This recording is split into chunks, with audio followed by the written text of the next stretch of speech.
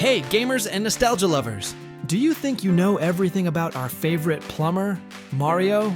Like, everything? Well, you might know he stomps on Goombas and saves Princess Peach, but I bet there are some super weird and wonderful facts about the original Super Mario Bros. Game that you've never heard before. Stick around, because some of these are going to blow your mind. Let's start with a big one. You know Mario, right? The Italian plumber from Brooklyn? Well, that wasn't always his identity. In his very first appearance in the game, Donkey Kong's, he was actually a carpenter.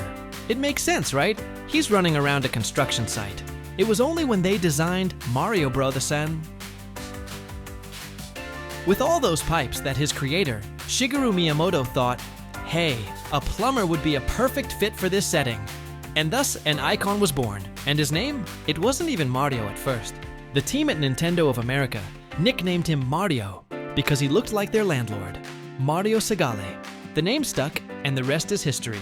Okay, here's another crazy one. What if I told you that in the original game design, Mario wasn't going to be jumping on Goombas?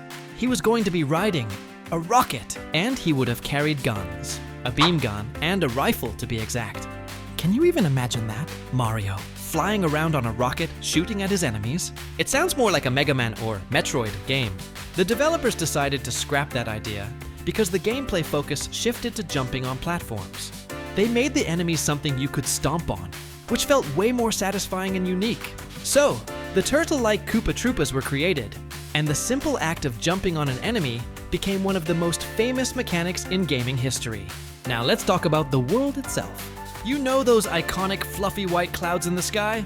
Take a closer look. Are they familiar? Yes, they are the exact same sprite as the green bushes on the ground, just recolored white. It was a clever trick by the developers to save precious memory space on the original NES cartridge. The system had incredibly limited memory, so they had to get creative. Reusing assets like this was a genius move that allowed them to build a bigger, more vibrant world without crashing the game. And finally, the most mind-bending fact of all. Have you ever wondered why Mario gets bigger when he eats a mushroom? It seems random, right? Well, Miyamoto was inspired by folklore and legends from around the world, including stories like Alice in Wonderland, where characters eat things to change size.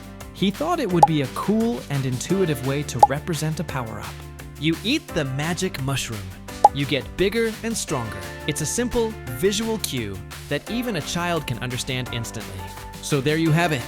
The next time you jump on a Goomba or grab a super mushroom, you'll know the secret history behind it all.